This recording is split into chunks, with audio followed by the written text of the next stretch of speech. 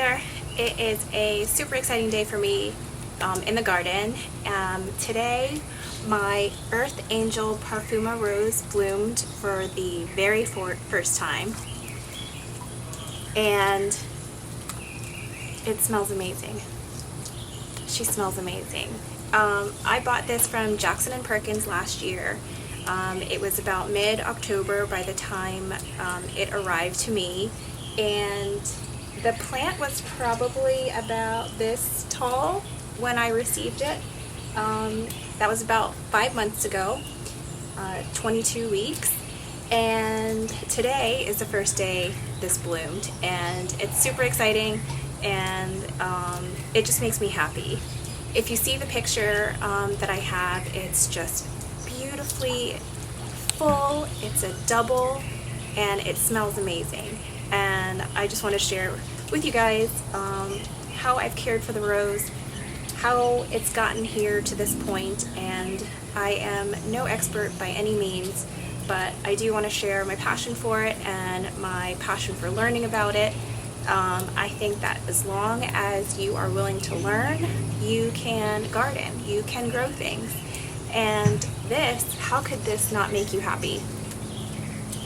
How could this not make you happy? It was last Thursday, so 8 days ago, when I first noticed the bud. And when you see the bud, it's called the calyx.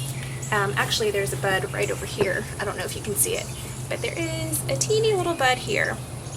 And so by my count, in about 8 days, I should have another bloom, which is really exciting because these are so pretty and smell so good. I can't stop smelling them. So since 5 months, I do let it rest during the winter, so I didn't fertilize it when I first got it. I did repot it in this planter, obviously. But about springtime is when you should start fertilizing again, because as you can see, this has really blown up. The first picture I actually took was in January, so it really wasn't much bigger from when I got it back in October.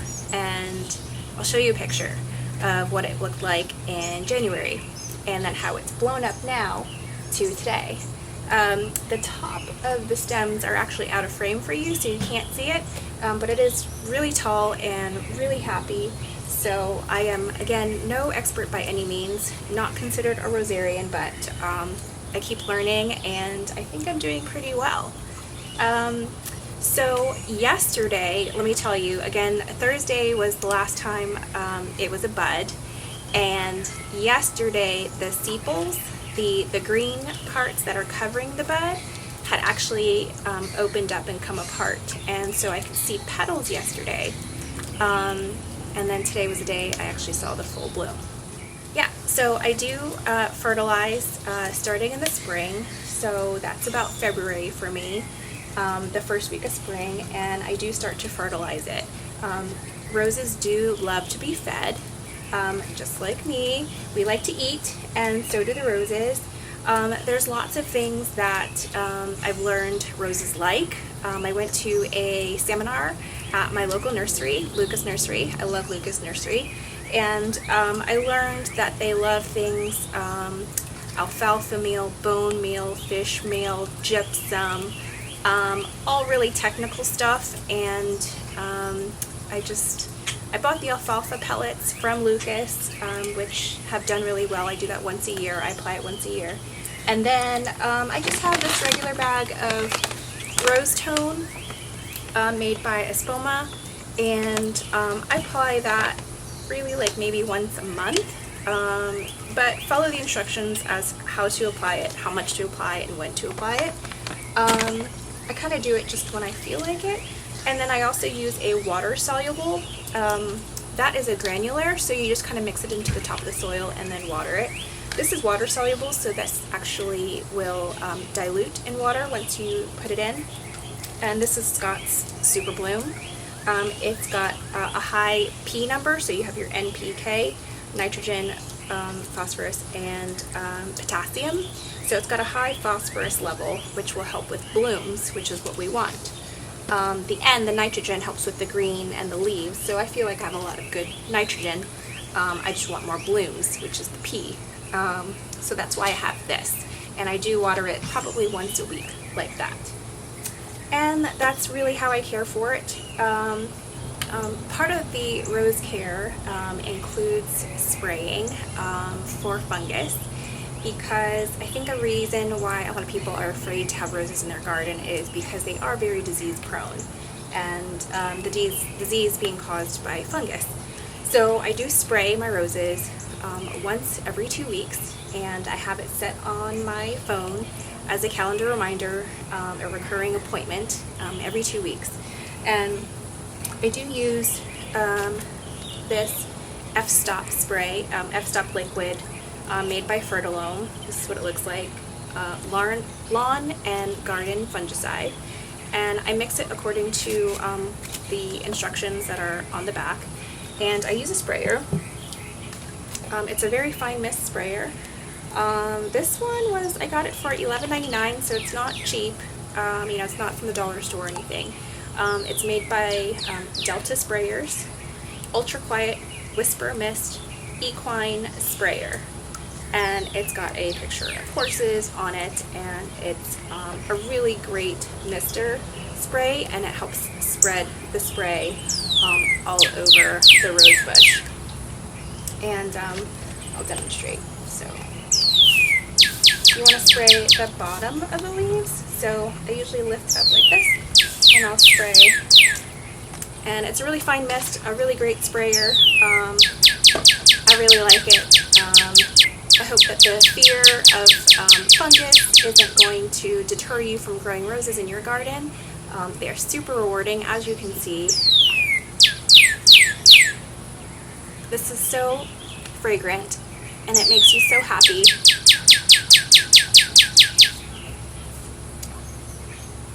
As you can see, I do have a little bit of yellowing here, and so that's what the fungus spray is for. So I'm not immune, like anybody else. I'm not immune to disease and pests in my own garden. It's all part of the journey of learning how to grow something successfully, and I hope that you guys will embrace the journey and go along with it. Learn along the way and have fun.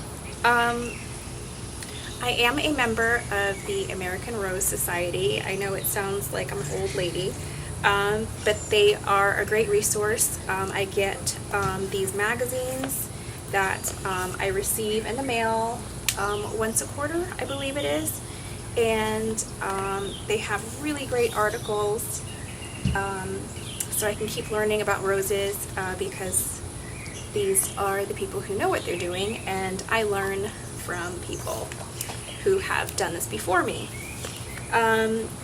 They also sent this Anatomy of a Rose, which is really cool.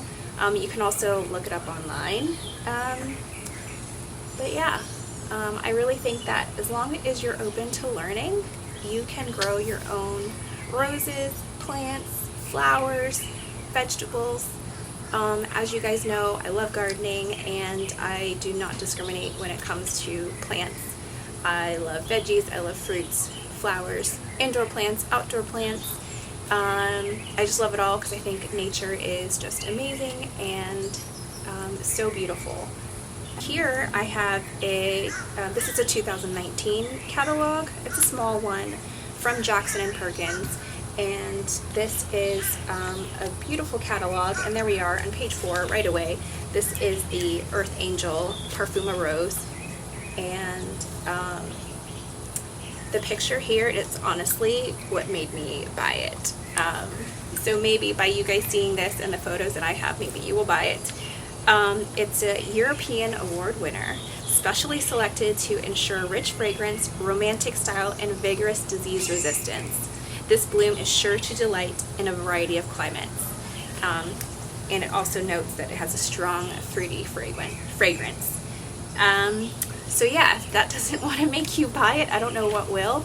And it worked for me, and I am super happy about having this rose in my garden, and I hope you guys get one too. Another tip, as you're starting your gardening journey, or if you're not starting but still you're a gardener, I think it's always a good idea to journal.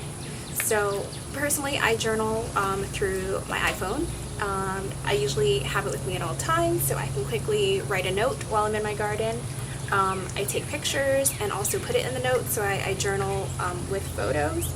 I use the Notes app within the iPhone itself. No special garden app that I use or anything like that. I'll start a new note with a plant and just document from the very beginning and as the days go on as I'm working in the garden.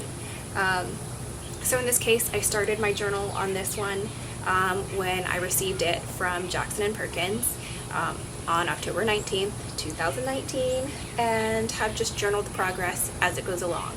I think that really helps with the learning process. I think it helps just document something from the time you put the seed in the ground or in a seed starting tray to when you actually see a bloom or are able to harvest something and eat it.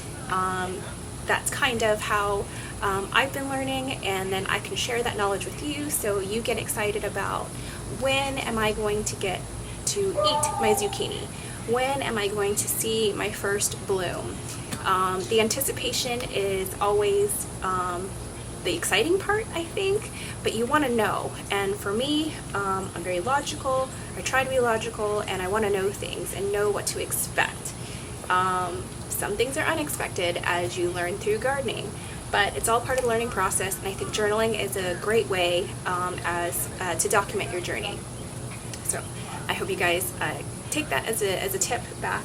Journal however you want to. It could be in a traditional notebook where you just write it down. That's fine too. But for me, I like to have pictures. I am also a photographer, so I do love to shoot what's happening in my garden and share them. So I hope you found that helpful too.